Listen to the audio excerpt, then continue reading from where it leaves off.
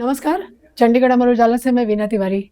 आज बात होगी मोबाइल की और बच्चों की। केवल मोबाइल ही क्यों, हम स्क्रीन टाइम की बात करेंगे, मीडिया की बात करेंगे, मोबाइल की बात करेंगे, सोशल साइट्स की बात करेंगे और इसके इम्पैक्ट की बात करेंगे उन बच्चों पे जो बच्चे आज से कुछ वर्ष पहले तक मोबाइल, मतलब जो बच्चे जन्म लेते थे या बड़े होते थे वो मोबाइल के संपर्क में नहीं होते थे, लेकिन आज हर घर का बच्चा, मतलब अगर वो 1 साल का नहीं भी हुआ है तो उसके हाथ में मोबाइल थमा दिया जाता है। कारण अलग-अलग होते हैं।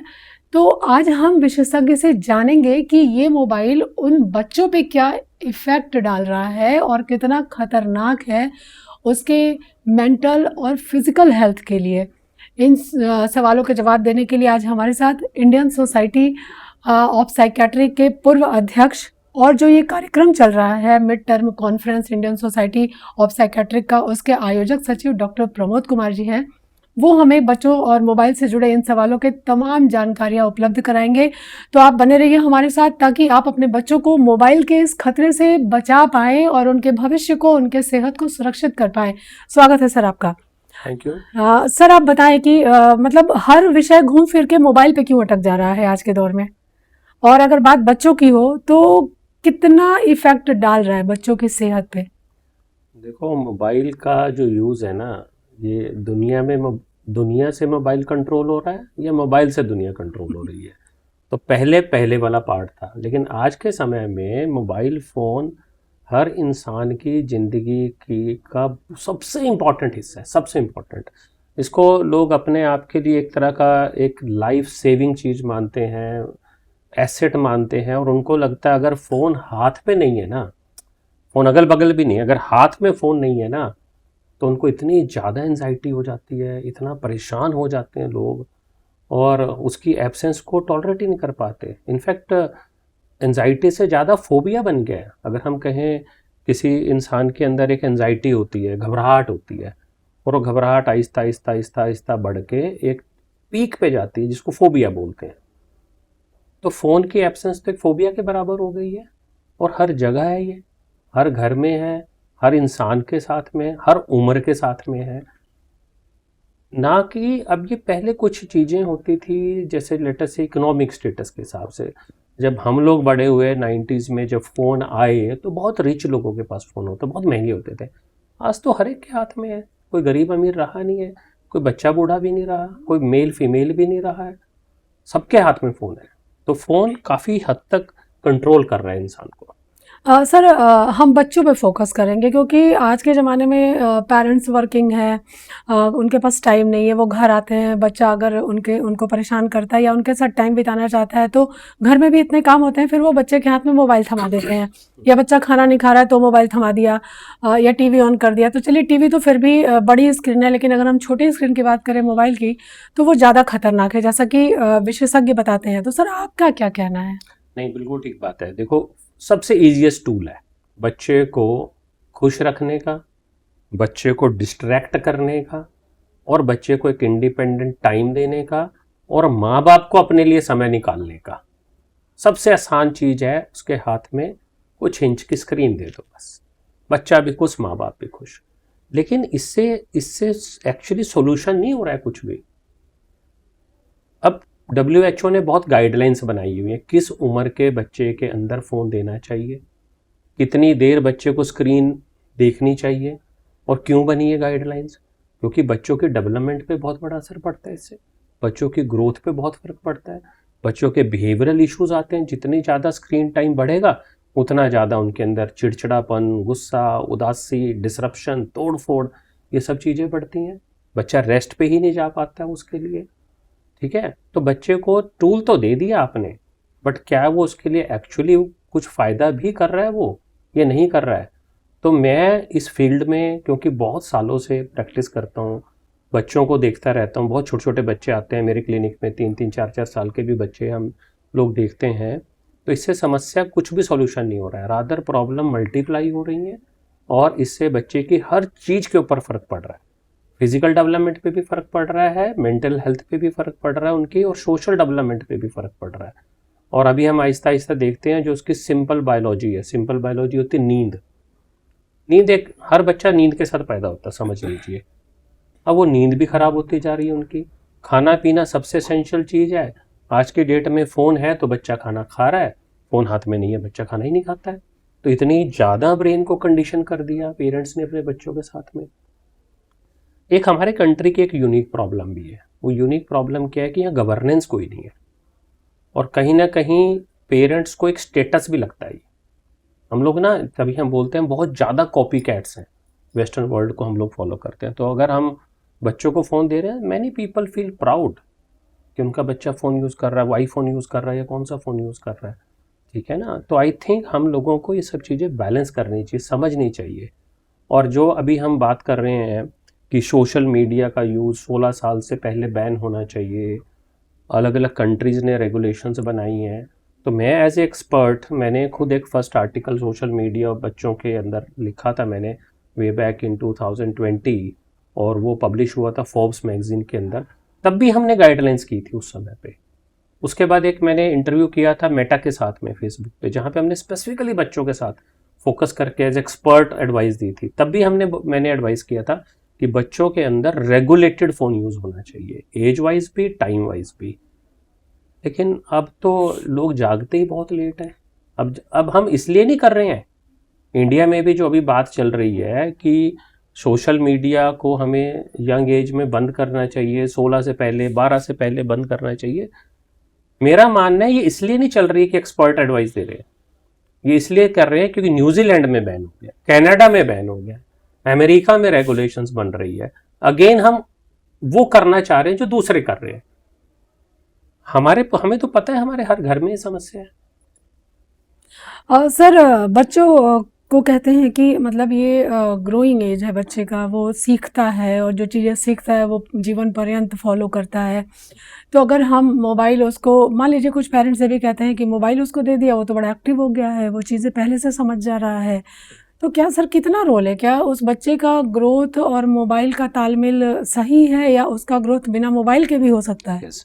देखो, बच्चे की जो ग्रोथ है ना, वो एक नॉर्मल बायोलॉजी है। उस बच्चे ने ग्रो करना है जैसे एक पेड़ पौधा होता है। उसकी ग्रोथ के लिए उसको सनलाइट चाहिए, उसकी ग्रोथ के लिए उसको खाद चाहिए, उसको पानी चाहिए। ऐसे ही बच्चे ग्रो करते हैं। उनको न्यूट्रिशन चाहिए, उनको खाना पीना चाहिए, उनको सोना चाहिए, उनको एक अच्छा बीमारियों से प्रिवेंशन चाहिए। तो बच्चे की ग्रोथ में अगर हम कहें कि फ़ोन आ गया तो बच्चे ने ग्रो करना है, ऐसा बिल्कुल भी नहीं है। बच्चे हमेशा से ग्रो करते हैं और आज भी करेंगे, ठीक है। अब हम कहते हैं कि बच्चों की लर्निंग इंप्रूव हो गई है फ़ोन में। ये बहुत बार पेरेंट्स हमसे भी पूछते हैं ये कि हमने बच्चे को फ़ोन दिया तो बहुत इंटेलिजेंट हो गया, बहुत एक्टिव हो गया। अरे मैडम, ये सोचिए कि बच्चे हाइपर एक्टिव होते जा रहे हैं, उनका अटेंशन स्पैन ही नहीं रह गया, वो फोकस ही नहीं कर पाते हैं। और हमारी जो लर्निंग का बेस्ट मेथड है ना, वो आज भी एजुकेशनल सिस्टम है, हमारी टेक्स्ट बुक्स हैं। हम बच्चे को कितनी देर हमें उसको स्क्रीन दिखानी है, बुक्स दिखानी है। 5 स्पेशल सेंसेस होती हैं हमारे ब्रेन के अंदर। आइज़, इंद्रियां जिसको बोलते हैं, आइज़ है, ईयर है, नोज़ है, टच है, टंग है। ये सारी की सारी ग्रोथ, ये लर्निंग इनके थ्रू है। अब इसमें कोई भी चीज़ अगर आप एक्स्ट्रा डाल दोगे ना तो दूसरी कम हो जाती है। अब जब हम किताबें पढ़ते हैं, हम किताब देखते हैं, टीचर की बात सुनते हैं, हाथ में बुक को पढ़ते हैं, हम लिखते हैं, ये हमारी मेमोरी बनने के तरीके हैं। लेकिन आज हम जब स्क्रीन देखते हैं तो सिर्फ हम देखते और सुनते हैं। और आज के टाइम में बच्चों के अंदर सुनने की कैपेसिटी नहीं रह गई है। हम लोग देखते हैं कि अगर एक यूट्यूब पे लेक्चर है, अक्सर हम बच्चों को देखते हैं, उनकी जब कोविड में शुरू हुआ था कि लेक्चर उनके आने लग गए थे फ़ोन के अंदर, व्हाट्सएप पे लेक्चर आ रहे हैं। बच्चे कोई भी लेक्चर ना पूरा सुन ही नहीं सकते, 40 मिनट का लेक्चर नहीं सुन सकते, वो उसको भी 2x की स्पीड पे देखते हैं। यंग बच्चे तो मूवी भी नहीं देखते नॉर्मल स्पीड पे, 1.5, 2x, 3x की स्पीड पे देखते हैं। कहते समझ तो आ गया ना, हमने पूरी किताब पढ़नी क्यों है, हमने पूरा लेक्चर क्यों सुनना है, बाद में सुन लेंगे। तो इसके इफेक्ट ये हो रहे हैं कि जो बच्चों की लर्निंग है ना, वो इम्पेयर होती जा रही है, बहुत सिलेक्टिव लर्निंग होती जा रही है। तो कोई भी एडवांटेज नहीं है कि अगर आप बच्चों को फ़ोन दोगे तो ही वो बच्चा ग्रो करेगा और तो ही लर्न करेगा, ऐसा बिल्कुल भी नहीं है। थोड़ा बहुत हेल्प करता है, इससे ज़्यादा बिल्कुल भी नहीं। सर, तो जैसे अभी आपने बताया कि लर्निंग कैपेसिटी कम हो रही है, हमारा कंसंट्रेशन कम हो रहा है, तो ये हमारे ब्रेन को भी कहीं ना कहीं से सुसुप्त अवस्था में ले जा रहा होगा, उसको शांत कर रहा होगा। हाँ बिल्कुल। देखो ऐसा होता है कि हमारी ब्रेन, फ़ोन ने क्या किया है, फ़ोन ने हमारे ब्रेन को ना, ब्रेन के बहुत सारे काम होते हैं, जैसे मेमोरी एक काम है, इमोशनल कंट्रोल एक काम है, ब्रेन के अंदर हमें क्या डूज एंड डोंट्स बनाते हैं, हमारे डिज़ायरेबल बिहेवियर क्या है, अनडिज़ायरेबल बिहेवियर्स क्या है। तो जब भी आप आजकल जितना ज़्यादा फ़ोन का यूज़ करोगे, कभी किसी ने सोचा इंस्टाग्राम वर्ड का कैसे आ गया होगा ये, कि इंस्टेंट, जैसे इंस्टेंट कॉफ़ी होती है ना नेस्कैफे की, इंस्टेंट, ब्लिंकिट वर्ड कैसे आ गया, आँख झपको सामान घर पे, ये कैची वर्ड्स क्रिएट किए गए हैं ताकि आपको ज़्यादा समय वेट ही नहीं करनी है। तो जब आप फ़ोन पे देखते हो तो आपकी सबसे पहली चीज़ जो ख़त्म होती है वो अटेंशन होती है, कॉन्सेंट्रेशन ख़त्म होती है, और ये बच्चे अपने अंदर हाइपर एक्टिविटी में जाने लग जाते हैं, अटेंशन डेफिसिट में जाने लग जाते हैं। तो जब भी हम बच्चों को ये स्क्रीन से देंगे, उसके अपने बहुत तरह के ब्रेन के अंदर इफ़ेक्ट्स आते हैं, जैसे हमारी मेमोरी इम्पेयर हो रही है। हम एक वर्ड होता है डिजिटल डिमेंशिया, इसके ऊपर मैंने कई सारे वीडियोस भी किए हुए। डिजिटल डिमेंशिया में क्या होता है, जितना फ़ोन का यूज़ बढ़ता जाता है आपकी मेमोरी उतनी घटती जाती है। पहले हम मेमोरी की प्रॉब्लम्स को बोलते थे कि ओल्ड एज में होती है, 65 साल के बाद होती है। आज आप अक्सर यंग बच्चों को देख लो, फीमेल्स को, मेल्स को देख लो, एक तो उनको याद करने की आदत ही नहीं रह गई है, एक उनको याद करने की नीड ही नहीं है। क्यों फ़ोन नंबर याद करना है, क्यों किसी का नाम याद करना है, वो तो आपको दिख ही रहा है, आपके फ़ोन में है ही है। एक तो नीड कम हो गई है, दूसरा उनको याद भी नहीं हो रहा है। तो अल्टीमेटली तो हमारा इम्पेयरमेंट हो रही है ना। आर्टिफिशियल इंटेलिजेंस किसको बोलते हैं, यही तो है कि आप मशीन आपको कंट्रोल करेगी, आपको मशीन बताएगी कि आज आपने कौन से कलर के कपड़े पहने, आपने कौन सा खाना खाना है, आप ट्यूसडे को क्या ऑर्डर करते हो, आपका फ़ोन आपको बताता रहता है। तो बच्चे इसी चीज़ से कंट्रोल होते हैं आज के टाइम में। तो आई थिंक इसके बहुत ह्यूज इम्पैक्ट्स हैं, इमोशनल भी बहुत ज़्यादा इम्पैक्ट्स हैं इसके। सर, समस्याओं पे इतनी ज़्यादा बात हो गई है, तो कुछ समाधान भी आप बताएं, क्योंकि आप विशेषज्ञ हैं, आपको बखूबी पता है कि समाधान क्या हो सकता है, क्या फॉलो करना ज़रूरी है। ये सबसे इम्पोर्टेंट होता है। प्रॉब्लम्स तो काफ़ी पता भी हैं और काफ़ी लोग बताते रहते हैं। देखो सोल्यूशन ना इसका बहुत सिंपल है। तो पहला सोल्यूशन बच्चे के लेवल पे नहीं है, पहला सोल्यूशन पेरेंट्स के लेवल पे है। तो अगर पेरेंट्स खुद अपना फ़ोन यूज़ कम करेंगे तो आपका बच्चा भी फ़ोन यूज़ शुरू से ही कम करेगा, शुरू से ही। अगर घर में मदर फादर पूरा टाइम फ़ोन पे हैं, फादर काम से आते हैं, आते ही फ़ोन, मदर घर पे है वो भी सारा दिन फ़ोन पे, तो आप बच्चे को कैसे गवर्न करोगे। तो पहला बेस्ट रेमेडी है पेरेंट्स अपने फ़ोन यूज़ को खुद कंट्रोल करें, नंबर 1 चीज़। नंबर 2, ये स्कूल के लेवल पे उसके बाद आता है। School mental health, school education, school के अंदर टीचर्स के अंदर ये बाकायदा उनको सिखाया जाना चाहिए कि कैसे बच्चों के अंदर ये चीज़ें मिनिमाइज़ करके चलें। ठीक है, तो सेकंड इन्फ्लुएंस बनती है स्कूल के टीचर से बच्चों के दिमाग के अंदर। तीसरा बनता है पीयर ग्रुप, आपके फ्रेंड्स कितना यूज़ करते हैं उस चीज़ को। अगर ये एज ए कम्युनिटी लेवल पे सब लोग इसके ऊपर थोड़ा थोड़ा भी ध्यान देने लगेंगे तो ये कम हो जाएगा।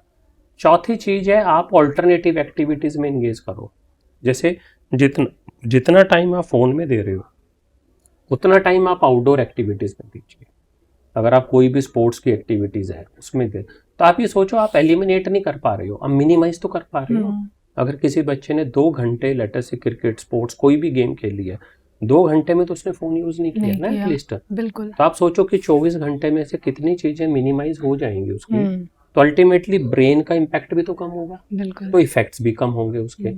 और उसके बाद बच्चों को शाबाशी देनी चाहिए। अगर वो बच्चे ने कुछ भी अप्रिशिएट कराया, अप्रिशिएबल काम किया है, कम काम किया, उसको अप्रिशिएट करो ताकि बच्चों को लगे कि मैंने कुछ अच्छा काम किया है।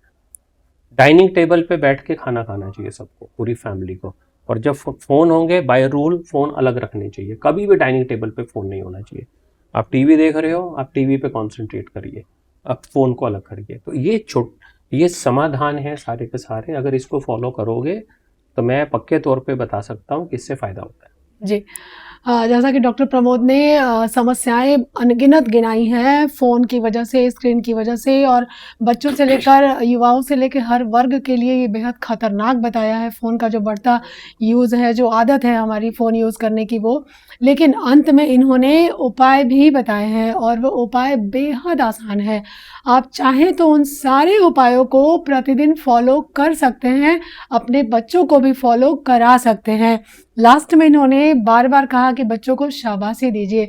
जी हाँ, जब तक आप बच्चों को उनकी छोटी-छोटी अच्छी आदतों पर शाबाशी नहीं देंगे, वो बच्चा कभी फ़र्क नहीं कर पाएगा कि उसके लिए अच्छा क्या है और बुरा क्या है। तो आगे की जानकारी के लिए आप जुड़े रहिए अमर उजाला के साथ, वीना तिवारी के साथ। धन्यवाद। आपके राज्य की खबरें, आपके शहर की खबरें सबसे पहले जानने के लिए देखते रहें अमर उजाला। चैनल को सब्सक्राइब जरूर कर लें और पाएं हर अपडेट।